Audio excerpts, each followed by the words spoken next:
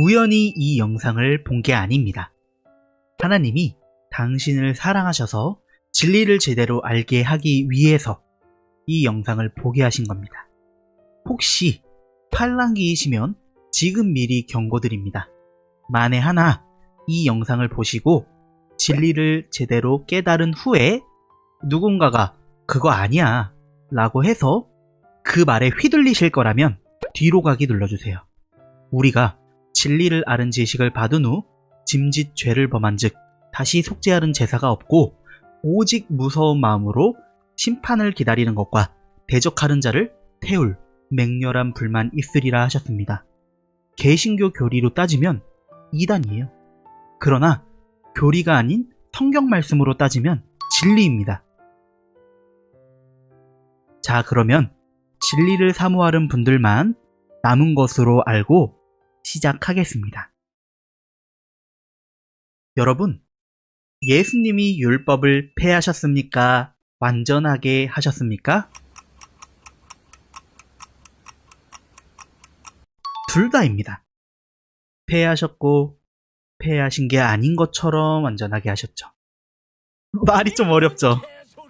말장난하는 것도 아니고 폐하셨지만 폐한 게 아니고 오히려 완전하게 됐다? 걱정 말고 따라오세요. 먼저 예수님께서는 율법을 폐하셨습니다. 폐하신 게 맞아요. 십계명도 예외 없이 폐하셨습니다.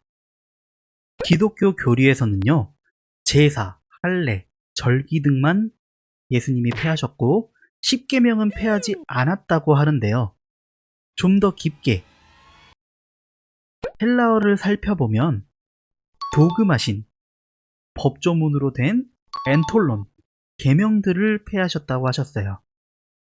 법령, 칙령, 명령, 규례, 즉 법령으로 된 계명, 칙령으로 된 계명, 명령으로 된 계명입니다.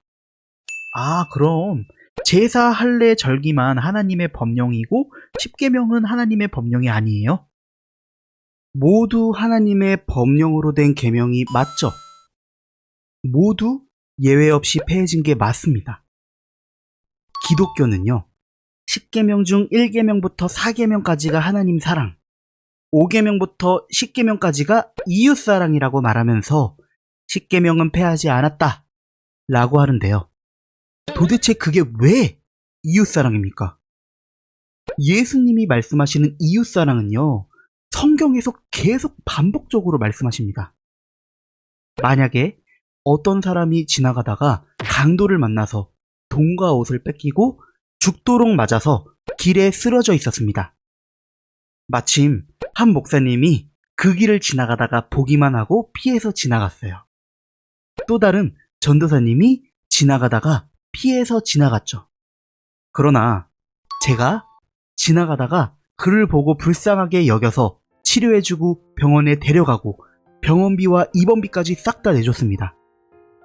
자, 여러분 생각에는 이 세 사람 중에 누가 쓰러진 사람의 이웃이며 이웃사랑을 실천한 겁니까? 목사님, 전도사님도 쓰러진 사람에게 살인 안 하고 간음 안 하고 도둑질 안 했으니까 이웃사랑 한 건가요? 아니죠. 저만 이웃사랑을 실천한 거죠.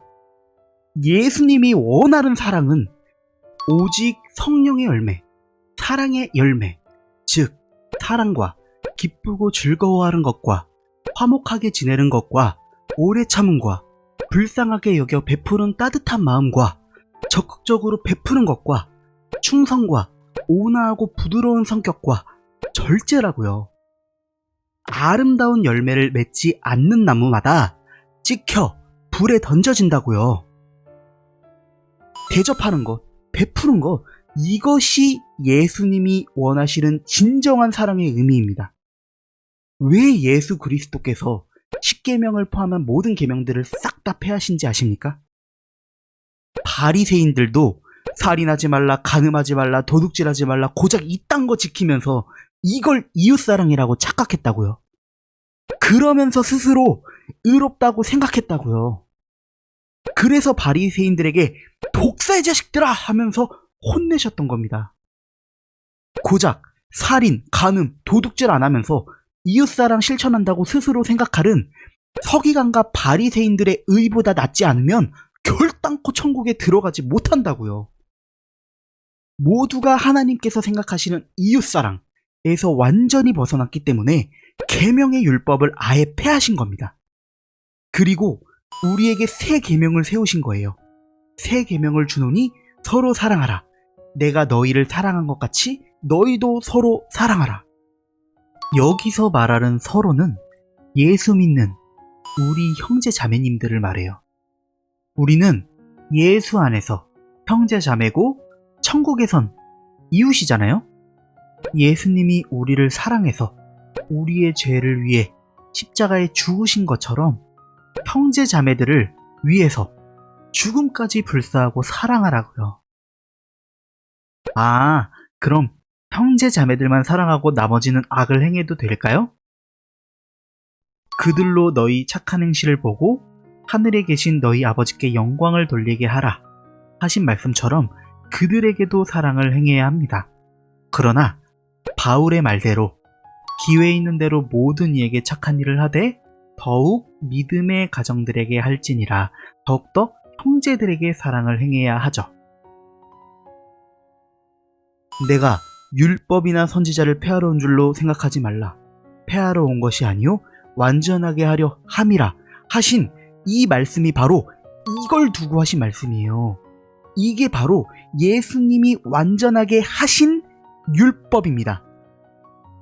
그런데 지금 기독교가 예수님이 폐하신 10계명을 다시 가져와서 1계명부터 4계명이 하나님 사랑, 5계명부터 10계명이 이웃사랑이라고 가르치고 있으니 이 얼마나 미치고 팔자뛸 노릇입니까? 예수님께서 얼마나 한심하게 생각하실까요? 이제 폐하셨지만 폐한 게 아니라 완전하게 하셨다는 말이 조금은 이해가 되시죠? 여러분, 이신칭이라는 교리 들어보셨나요? 오직 믿음을 통해 의롭다 칭함을 받는다 라는 기독교의 핵심 교리입니다. 마음으로 믿어 의에 이르고 입으로 시인하여 구원받는다 라는 말씀대로 구원을 얻는 것은 마음으로 믿고 입으로 시인하여 얻는 것입니다. 아멘입니다. 그런데 믿음으로 의롭다함을 얻는다 할 때 이 믿음이란 단어는요, 헬라어로 피스티스, 피스테이, 피스테오스, 즉 마음으로 믿는 걸 넘어서 신실함, 충성하는 것까지를 의미해요. 이 헬라어가요. 신실함, 충성은요, 실천하는, 행동하는, 끝까지 책임지는 거예요. 마음으로 예수님은 그리스도다, 하나님의 아들이다, 오케이 나 믿음 있다 하고 예수님의 말씀대로 살지 않아요. 이게 믿음인가요? 마음으로 믿고 구원받은 후에, 그 후에 예수님의 계명을 실천하고 행동하고 끝까지 책임지는 이 신실함, 충성이 믿음이라고요. 우리가 구원을 은혜로 받은 것은 맞아요. 하나님의 은혜가 맞습니다. 그런데 그 구원을 우리는 끝까지 유지해야 하죠.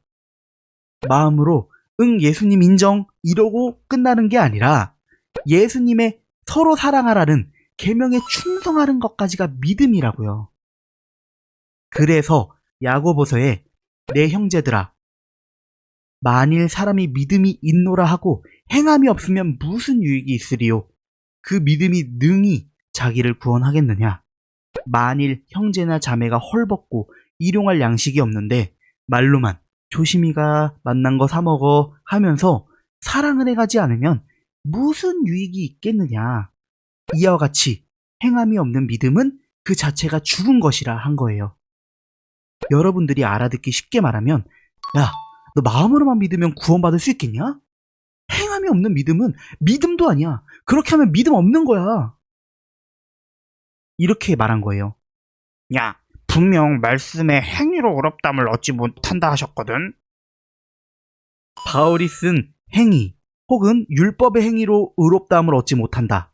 이 말은요, 다들 오해하시는데 이것은 예수님 없이 선을 행하는 행위, 예수님이 이미 폐하신 율법을 지키는 행위를 뜻해요. 예수를 마음으로 믿어 의에 이르고 입으로 시인하여 구원을 얻었더라도 신실함, 충성, 즉 실천하고 행동하고 끝까지 책임지지 않는다면 구원도 잃습니다. 구원은 한 번 받으면 무조건 천국 간다. 절대 구원을 잃지 않는다. 칼빈주의에서 그렇게 가르치거든요. 그러나 성경을 조금만 읽어보면요. 예수를 믿는 자들 중에서도 양과 염소를 나누셔서 사랑을 행한 자들은 영생에, 사랑을 행하지 않은 자들은 지옥에 보낸다고 예수님이 직접 말씀하셨어요. 이 말씀은 좀 이따가 제가 읽어드릴 거지만 궁금하시면 직접 읽어보세요. 마태복음 25장 33절부터 46절까지 말씀입니다. 또 야고보는 행함이 없는 믿음은 죽은 믿음인데 그 믿음이 너를 구원하겠느냐 말했고요. 사도 요한은 계속 반복적으로 빛, 예수 안에 있다 하면서 그 형제를 미워하는 자는 어둠에 있는 자다. 그 형제를 사랑하지 아니하는 자는 하나님께 속하지 않는다. 우리는 형제를 사랑함으로 사망에서 옮겨 생명으로 들어간 것이며 사랑을 행하지 않는 자는 사망에 머물러 있다. 사랑하지 않는 자는 하나님을 알지 못한다. 누구든지 하나님을 사랑하노라 하고 형제를 미워하면 거짓말하는 자다. 라고 했습니다. 이것 말고도 정말 많은데 영상이 너무 길어져서 컷했어요. 그러므로 칼빈주의는 매우 반성경적입니다. 기독교 교리에서는 구원받은 사람들은 그 증거로 자연스럽게 사랑이 흘러나온다, 사랑의 열매를 맺는다 라고 하는데요. 기독교 교리대로면요, 예수님이 내 계명을 지켜라 명령하실 필요가 없어요. 자연스럽게 사랑이 흘러나오는데 뭐하러 지키라고 명령해요. 그러면요, 바울도 공고할 필요가 없어요. 바울이 오호라 나는 공고한 사람이로다. 이 사망의 몸에서 누가 나를 건져내랴 했거든요. 근데 이 말을 한 이유가 선한 것이, 사랑을 행하는 것이 내 육신에 거하지 않는다. 선을 행하고 싶고 원하지만 내 몸이 원하는 선은 행하지 않고 악을 행한다. 내가 한 법을 깨달았노니 선을 행하기 원하는 나에게 악이 함께 있다. 내 속엔 하나님의 법, 예수의 세 계명을 즐거워하지만 육체의 악한 생각이 나를 사로잡는다. 라고 했다고요. 왜냐? 육체는 항상 더 잘 살고 싶거든요. 남보다 더 잘 먹고 싶거든요. 남보다 더 잘 입고 싶거든요.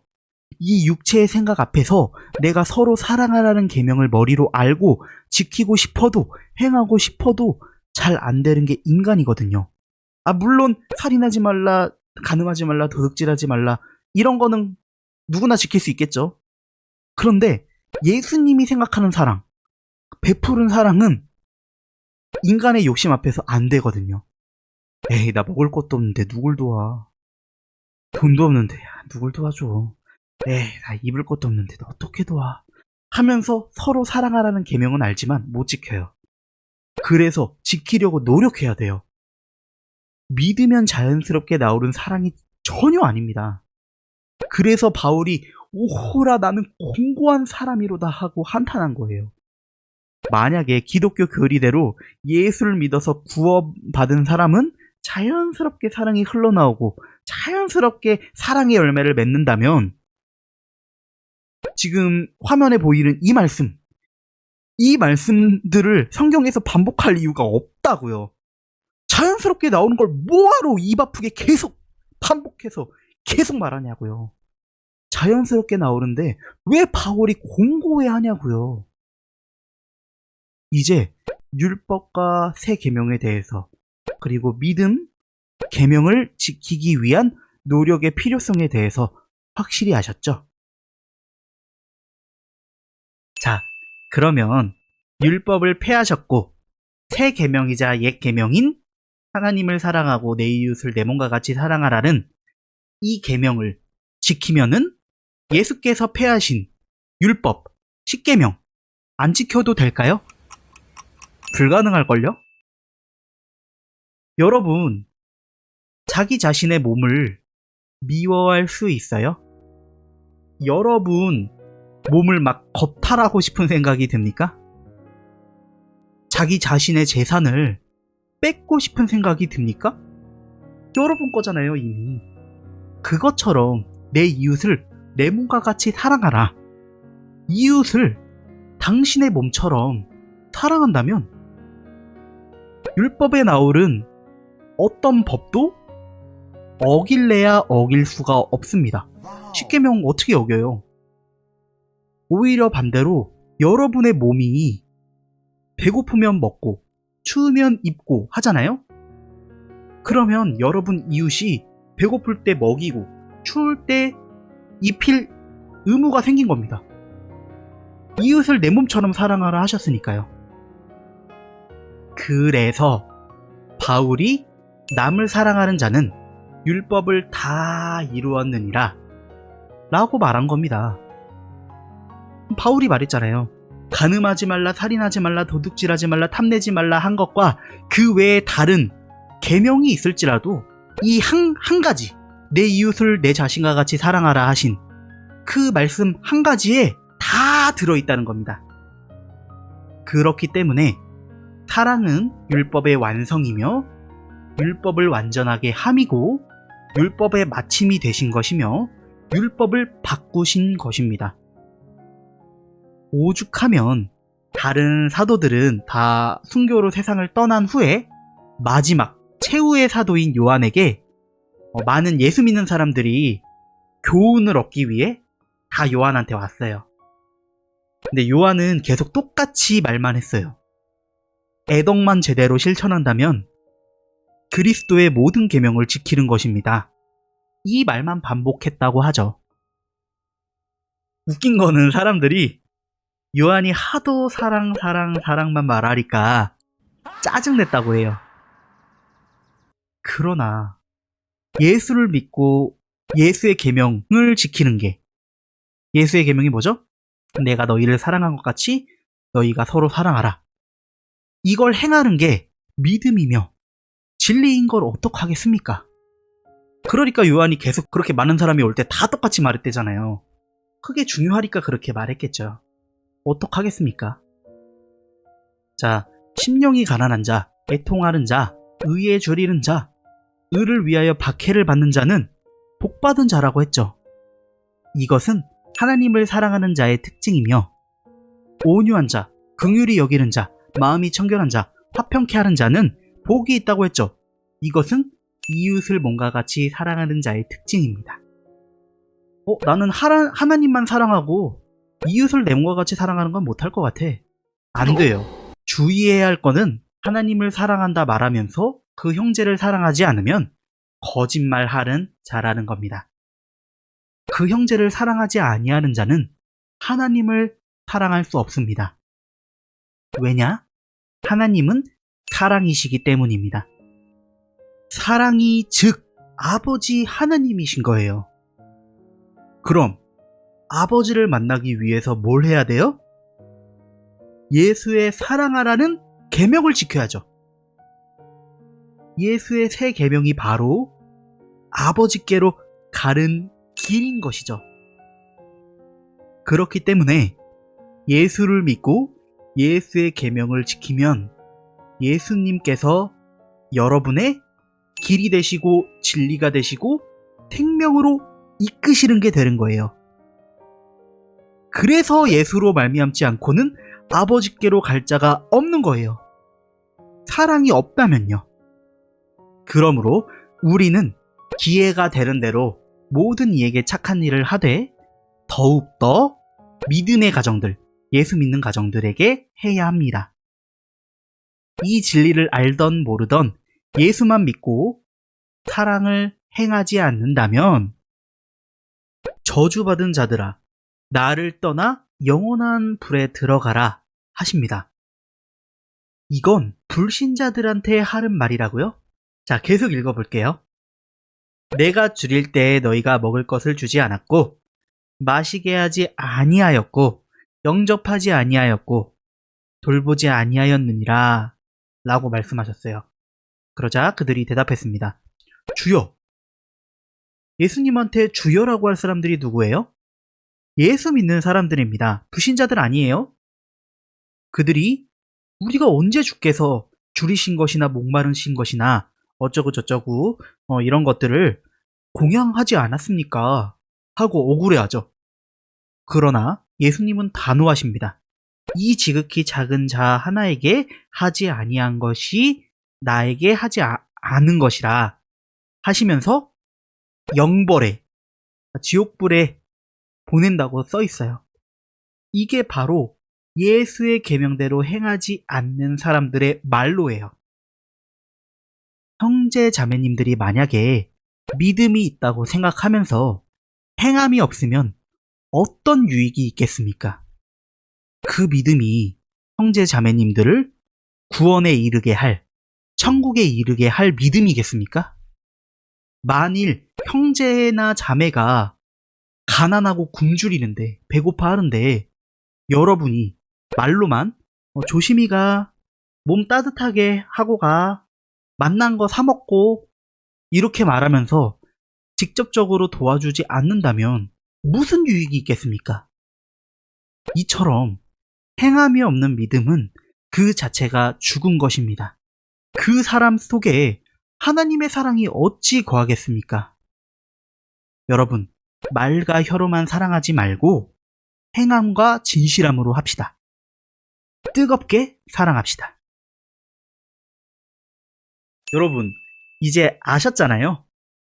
그러니까 더 이상 예수를 믿고 십계명, 즉 율법을 지키려고 발버둥 치지 마세요.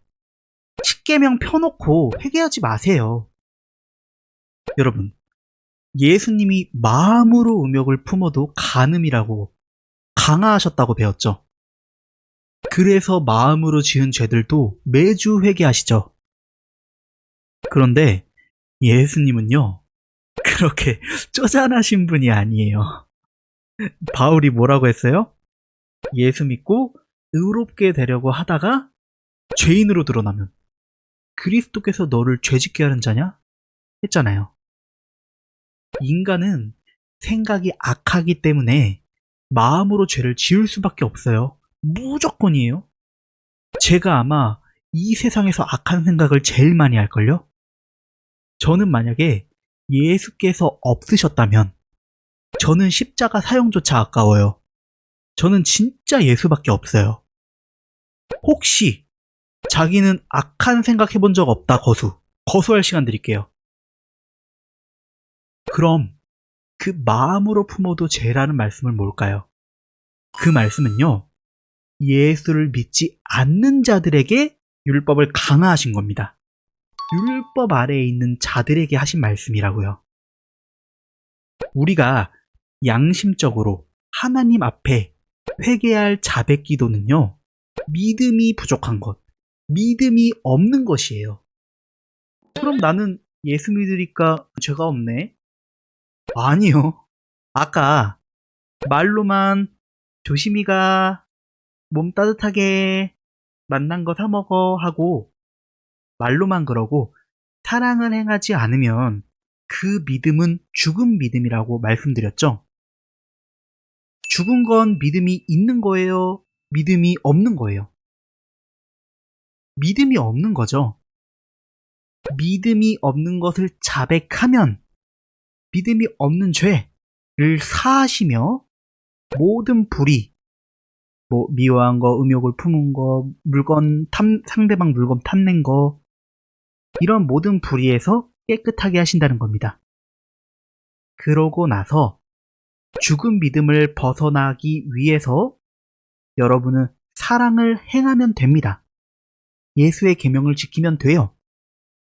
이것이 바로 제대로 된 회개예요.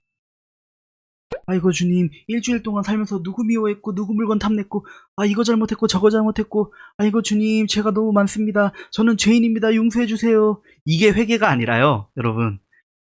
회개는 헬라어로 메타노이아와 메타노에오. 이게 뭐냐면은 예수님의 계명은 서로 사랑하잖아요. 근데 내가 사랑을 행하지 않았어. 깨달았어, 마음으로. 그럼 앞으로는 사랑을 행해야 돼요. 행동을 바꿔야 돼요. 이게 회개입니다. 하나님 이거 용서해주세요, 저거 용서해주세요. 회개 기도하면 다 용서받는다고요? 속지 마세요, 여러분. 예수를 믿는 우리는 서로 사랑하면 허다한 죄가 덮어져요. 뭘로요? 예수의 피로요. 율법은 예수님께로 가른 초등 학문일 뿐입니다. 어찌하여 예수가 주신 고등 학문을 버리고 약하고 천박한 초등 학문으로 다시 돌아가서 종노릇하려고 하십니까? 제가 한 말을 종합해서 본다면 그럼 율법이 나쁜 것인가요? 아니요. 십계명이 없었다면 우리가 죄에 대해서 깨닫지 못했을 것입니다. 이것은 큰 거예요. 죄가 무엇인지 깨달았잖아요. 그렇기 때문에 우리가 예수를 믿었잖아요. 율법은 우리를 예수를 믿기까지의 큰 역할을 한 겁니다. 그렇지만 예수님께로 가는 초등교사, 그 이상도 이하도 아닙니다. 그러므로 예수를 믿고 그가 주신 새 계명을 지키는 우리는 더 이상 초등교사 아래에 있지 않습니다. 율법 아래에 있지 않아요. 서로 사랑하라는 고등 학문이 드디어 여러분께 왔습니다. 이제 십계명을 지키고 십계명으로 회개하는 게 아니고 사랑하세요. 서로 사랑하세요. 예수님이 여러분을 위해 죽기까지 사랑하신 것처럼 여러분도 서로 죽기까지 사랑하세요. 그럼 여러분은 주 안에 거하고 주는 여러분 안에 거하신다 하신 것입니다. 우리는 우리 주 예수를 믿고 형제를 사랑함으로써 사망에서 생명으로 옮겨진 것입니다. 이 사랑이 없다면 아직 사망에 머물러 있는 겁니다. 자, 그러므로 예수를 믿는다 하면서 이웃을 내 몸과 같이 사랑하지 않는 사람들은 거짓말하는 자들입니다. 진리를 모르는 자들입니다. 그렇게 가르치지 않는 자들도 진리를 모르는 자들입니다. 그래서 예수님께서 거짓 선지자를 삼가라. 양의 옷을 입고 너희에게 나아오나 속에는 노략질하는 일이라 하신 말씀이 이런 자들을 두고 하신 말씀이라는 거예요. 많은 기독교가 예수의 서로 사랑하라는 새 계명을 십계명으로 오해하고 있습니다. 그래서 율법은 율법 아래에 있는 자들에게 말하는 것이라고 성경에 써져 있잖아요. 율법은 율법 아래에 있는 자들에게 말하는 것이며 온 세상을 심판 아래에 있게 하려고 하신 거라고 했잖아요. 율법 행위에 속한 자들은 저주받은 자들이고 누구든지 율법책에 기록된 대로 100가지가 넘는 모든 일을 항상 행하지 아니하는 자는 저주 아래에 있는 자라고 하신 이유가 이거예요. 여러분이 마음으로 지어도 살인이라고 했으니까 마음으로라도 미워하지 말아야지. 마음으로 미워했다. 회개해야지. 여러분이 이렇게 율법에 속해서 율법대로 하시잖아요. 그러면 여러분은 100가지가 넘는 모든 율법을 항상 행해야 되는 자예요. 저주받은 거죠, 완전히. 근데 예수를 믿고 예수의 계명대로 하는 사람들에게는 이 율법에서 자유하게 하셨습니다.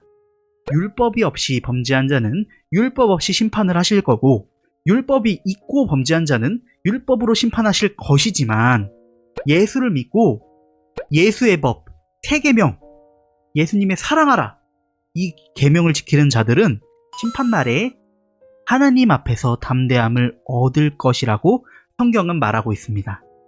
자, 어떤 분들은 그러죠. 천국에 1평집이라도 좋으니까 들어가고 싶다. 막 이런 생각을 하십니다. 그럴 필요가 없어요, 여러분. 심판날에 담대함을 가질 수 있습니다, 우리는. 사랑함으로써요. 아니, 왜 1평집이라도 좋으니까 천국에 가고 싶다는 생각을 왜 합니까? 여러분은 이제 깨달으셨으니까 하나님 앞에서 담대함을 얻기를 바랍니다. 진심으로 기도합니다. 아직도 당신이 예수를 믿으면서 율법들과 혹은 십계명을 지키고자 하십니까? 자, 야고보가 이렇게 적어놨죠. 내 이웃을 사랑하기를 내 몸과 같이 하라 하신 최고의 법을 지키면 잘하는 것이거니와 따봉. 누구든지 온 율법을 지키다가 100가지가 넘는 율법을 지키다가 이 내 몸과 같이 사랑하라 하신 이 말씀 하나를 범하면 모두 100가지를 모두 범한 자가 된다고 했잖아요. 그러므로 우리는 요 100가지가 넘는 온 율법을 다 지키지 않아도 되는 자유를 얻은 것입니다. 그래서 예수님께서 뭐라고 하셨죠? 진리를 알지니 진리가 너희를 자유롭게 하리라. 자유롭잖아요. 100가지가 넘는 율법을 다 안 지켜도 되잖아요. 그렇게 자유를 주신 겁니다. 이렇게. 이것이 예수 그리스도께서 주신 자유입니다. 그런데 왜 십계명을 지키고자 하고 왜 십계명을 마음으로 죄를 지었다고 해서 회개합니까? 여러분, 다시는 종의 멍에를 지지 않기를 바랍니다. 그리스도 예수 안에 있는 생명의 성령의 법이 죄와 사망의 법, 율법에서 너를 해방하였노라 하셨잖아요. 아멘? 주 예수여 모든 영광 받으시옵소서. 자, 그래서 야고보는 예수님이 주신 요 세 계명으로 진리를 알게 하셨고 진리로서 율법에서 자유롭게 해주신 것에 대해서 아주 재밌는 표현을 합니다. 예수님의 계명을 자유롭게 하는 온전한 율법, 자유의 율법이라고 말을 해요. 그래서 저는 야고보의 요 표현이 재밌기도 하고 멋있기도 하더라고요. 새 계명, 자유의 율법. 캬, 멋있죠? 자, 잡담은 그만하고 그럼 지금 교회들처럼 예수를 믿는다면서 율법을 지키고 십계명을 지키고 회개하라고 하는 사람들은 언제부터 생긴 것일까요? 이미 사도 때부터 있었습니다. 바울은 경고했죠. 사도 시대에도 이미 많은 교회들이 예수를 믿으면서도 율법의 절기들을 지키는 것을 보고 내가 너희를 위해서 예수를 전한 수고가 헛될까 두려워하노라 라고 하면서 걱정했습니다. 너희를 부르신 이를 이같이 속히 떠나 다른 복음을 따르는 것을 내가 이상히 여기노라. 다른 복음은 없나니 다만 어떤 사람들이 너희를 교란하여 그리스도의 복음을 변하게 하려 함이라. 가만히 들어온 거짓 형제들 때문이라.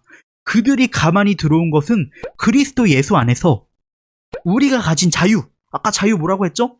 진리를 알지니 어디에서 자유케 하신 거예요? 율법을 지키는 자들은 100가지 넘는 율법을 다 지켜야 된다고 했잖아요, 제가. 거기에서 자유를 얻었다고 했잖아요. 이 사랑함으로써 모든 율법을 다 이루게 하셨다고 했잖아요. 근데 이 자유를 엿보고 우리를 다시 종으로 삼고자 함이로되 다시 이 율법을 지키라고 십계명을 지키라고 하면서 우리를 다시 종으로 삼고자 하는 거예요. 그들이 바로 교란하는 자들이며 거짓 형제들입니다. 그들은 저주받은 자들입니다. 자, 그럼 율법을 지키고 그것으로 회개하는 자들은 어떻게 될까요? 만약에 우리가 예수를 믿고 새 계명을 지켜서 의롭게 되려고 하다가 율법을 안 지켰다고 죄인으로 드러나면 예수님이 여러분을 죄를 짓게 만드는 자입니까? 결코 그럴 수 없다는 겁니다. 만약 예수가 폐하셨던 율법을 헐었던 것을 다시 여러분이 스스로 세우면 여러분은 스스로를 정죄하는 자가 되는 것이죠. 만약에 율법을 지키는 행위로 인해서 하나님께서 여러분을 의롭게 하신다면 그리스도 예수께서는 헛되게 죽으신 것입니다. 율법을 지키는 행위로 의롭다함을 받으려는 그들은 그리스도 예수에게서 끊어지고 은혜에서 떨어진 자들입니다. 이것을 우리는 깨달아야 됩니다. 바울이 요 비유를 풀이해줬잖아요. 율법 아래에 있고자 하는 자들아, 율법을 듣지 못하였느냐? 아브라함에게 두 아들이 있으니 하갈의 아들 이스마엘, 사라의 아들 이삭이라고 했죠. 이것은 비유라고 했어요. 이 여자들은 두 언약을 뜻한다고 했죠. 자, 그럼 성경이 무엇을 말하느냐? 여종과 그 아들을 내쫓으라. 여종의 아들과 자유의 아들이 함께 아버지의 유업, 천국을 받지 못하리라. 아멘? 아멘. 여태 말했던 것들은 요 천국에 이르른, 구원에 이르른 그런 진리이기 때문에 길게 이야기를 제가 했지만 들어보니까 11조 이야기도 큰 논쟁거리더라고요. 여기서 잠깐 이야기하고 넘어가겠습니다. 자, 질문할게요. 11조 내야 합니까? 내지 않아도 됩니까? 원래였으면은 고민하셨을 텐데 요거 처음부터 보신 분들은 바로 답변 가능하시죠? 11조는 율법 시대 때 하던 것들이기 때문에 신약 시대부터는 내지 않아도 됩니다. 처음부터 영상을 보신 분들은 당연히 아실 거라고 생각하고 사도들이 세운 초대교회가 헌금 내는 방법에 대해서 읽어드릴게요. 각각 그 마음에 정한 대로 할 것이요 인색함으로 억지로 하지 말지니 하나님은 즐겨 내는 자를 사랑하시느니라 하셨죠. 이 말씀처럼 여러분이 말씀을 듣고 은혜 받으면 은혜 받은 만큼 내세요. 마음에서 우러나와서 해야 하는 것이지 즐거운 마음으로 내지 않으면 아무 의미가 없습니다. 사도들이 큰 권능으로 주 예수의 부활을 증언하니 무리가 큰 은혜를 받아 그중 가난한 사람이 없으니 이는 밭과 집이 있는 자는 팔아 그 판 것을 가져다가 사도들의 발 앞에 두매. 요 말씀처럼 여러분은 은혜에 따라 내면 되는 것이고 교회들은 그걸 각 사람의 필요를 따라 나누어 줌이라. 요 말씀대로 교회는 받은 헌금으로 가난한 교인들을 구제하는 이 모습이야말로 예수님의 제자들이 세운 초대교회의 방식입니다. 많은 교회들이 이처럼 하지 않고 있기 때문에 막 저를 공격할 수도 있어요. 저를 핍박할 수도 있어요. 하지만 저는 성경 그대로를 말씀드릴 뿐입니다. 하나님의 말씀을 가지고 거짓말을 할 순 없잖아요. 요 성경 구절 한 개만 읽고 가겠습니다. 거짓 선지자를 삼가라. 양이 옷을 입고 나아오나 속에는 노략질하는 일이라. 아멘. 구약시대에 자신이 지은 죄를 용서받는 방법은 율법의 5대 제사, 번제, 소제, 화목제, 속제제의 속건제로 구성됩니다. 자, 신약시대에는요, 용서받는 방법 회개입니다. 그러니까 제사랑 회개는 이제 하는 방법만 다를 뿐 같은 의미예요. 구약의 제사가 신약에서는 회개입니다. 예수님은 첫째 것을 폐하시고 율법을 폐하시고 둘째 것을 세우셨어요. 둘째 것이 뭐죠? 새 계명이요. 그러므로 둘째 것, 새 계명을 지켜 거룩하게 된 자들은 단 한 번의 제사로 영원히 온전하게 되었습니다. 여러분이 예수를 믿고 내 이웃을 내 몸과 같이 사랑한다면 여러분의 죄와 불법을 다시는 기억하지 않는다 하신 것이고 이것들을 모두 용서해 주셨기 때문에 다시 죄를 위해서 제사 드릴 것이 없습니다. 물론 사망에 이르는 죄, 즉 믿음 없는 것은 회개해야 되죠. 하지만 여러분이 예수를 믿고 예수의 계명을 행한다면 믿음이 있는 거잖아요. 죽은 믿음이 아니니까요.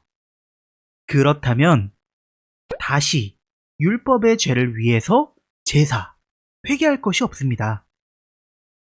그래서 베드로가 서로 사랑하면 허다한 죄를 덮는다고 했죠. 이 진리를 알게 된 형제 자매님들은 이 링크를 공유를 막 해주시거나 아니면은 좀 가르치는데 조금 능하신 분들 있잖아요. 그분들은 좀 직접 전해주셨으면 좋겠습니다. 제 안에 계신 성령과 여러분 안에 계신 성령은 같은 분입니다. 저같이 낮은 자보다 형제 자매님들이 저보다 더 잘 가르칠 수 있습니다. 저같이 좀 말이 우둔한 자도 이렇게 가르치겠다고 막 하는데 똑똑하신 형제 자매님들은 얼마나 저보다 잘 가르치겠습니까? 성령께서 형제 자매님들의 입술을 사용해 주시길 간절히 기도합니다. 형제 자매님들 사랑합니다. 자, 오늘 영상은 여기까지입니다. 사실 제가 유튜브를 시작한 이유가 사실 이거예요. 오늘 올리는 이 영상 자체가 제가 유튜브를 시작한 이유예요. 사실 이거를 올리고 나면은 제가 하나님을 위해서 할 수 있는 일은 요거밖에 없어요. 성령께 날마다 구해야죠. 더 많은 영감을 주시기를요. 여러분도 성령께서 많은 영감 주시고 성령을 의지하기를 예수 이름으로 축원합니다. 자, 오늘 영상은 여기까지입니다. 다음 영상으로 찾아뵙겠습니다. 좀 길었죠? 안녕.